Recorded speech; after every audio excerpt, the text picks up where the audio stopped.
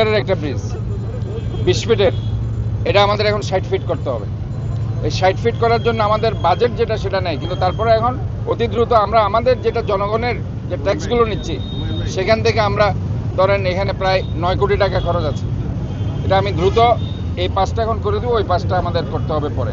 তবে যে জিনিসটা হয়েছে এটার আসল কারণ যেটা হচ্ছে, এটা আরও সময় হয়তো বা লাগতো এটা হতে, বাট আমাদের যে নগরের যে এখন যে জলাবদ্ধতা প্রকল্পটা আমরা প্রায়োরিটি দিয়েছি, জলাবদ্ধতা প্রকল্প প্রায়োরিটি দেওয়ার কারণে আমাদের যে 34 ব্রিগেড, আপনারা জানেন চট্টগ্রাম উন্নয়ন কর্তৃপক্ষের যে ইঞ্জিনিয়ারিং ডিভিশনটা আছে, আর্মি ইঞ্জিনিয়ারিং ডিভিশন, ওনারা শীতল ঝর্ণা খাল সহ মহেশ খাল সহ সব থেকে ভালো কাজ করেছে। এবং এই খাল খননের কারণে এই এলাকাতে আগে এক সময় পানি উঠতো, আপনারা দেখেছেন সমস্ত ইন্ডাস্ট্রিয়াল বেল্টে পানি ঢুকে যেত, কিন্তু এবার ইনশাল্লাহ পানি ওঠেনি। এটা কাজ করার কারণে, এবং এই কাজ করার কারণে যে ভালো দিকটা এটা হয়েছে, জলাবদ্ধতা কমেছে, অ্যাডভার্স যে রিয়েকশনগুলো হয়েছে যে নিচ থেকে যে মাটি ওঠানোর কারণে আস্তে আস্তে আস্তে আস্তে সরে গেছে। যেটা মহেশখাল আপনারা দেখেছেন হালি শহর রিসেন্টলি রাস্তাগুলো ফাঁক হয়ে গেছে এবং সেটা আমরা রিপেয়ার করে দিয়েছি।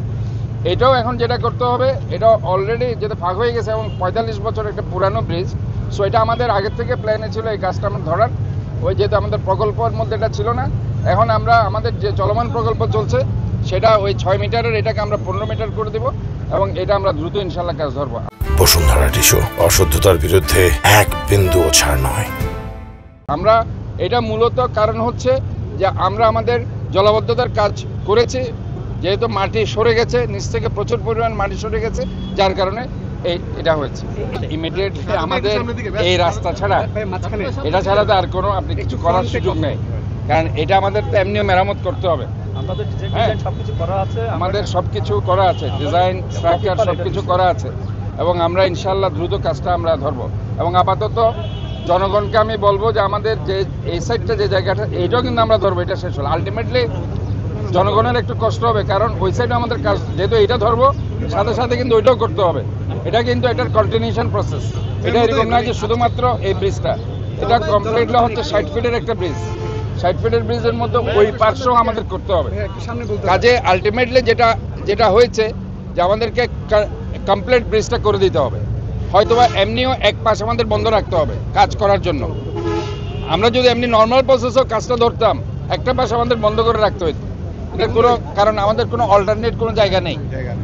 এটা হচ্ছে আপনি যদি 6 ইঞ্চি পানি যদি 6 ঘন্টা পরিমাণ থাকে, পানি কমার, বৃষ্টি কমার পরে, সেটাই আমরা জলাবদ্ধতার ডেফিনেশন। যেটা আমরা এখন দেখছি সেটা হচ্ছে জলজট। যখন আপনার বৃষ্টির পানি পড়তে থাকে, অটোমেটিক্যালি এগুলো যখন বৃষ্টির পানি না থামা পর্যন্ত এগুলো যাওয়ার সুযোগ পায় না, কারণ কন্টিনিউয়াস যেহেতু আমাদের জলাধার নেই, জলাশয়গুলো নেই।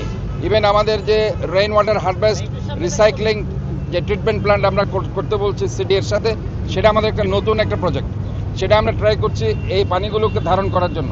কাজে এটা হচ্ছে নিউ কনসেপ্ট, আমরা ট্রাই করছি।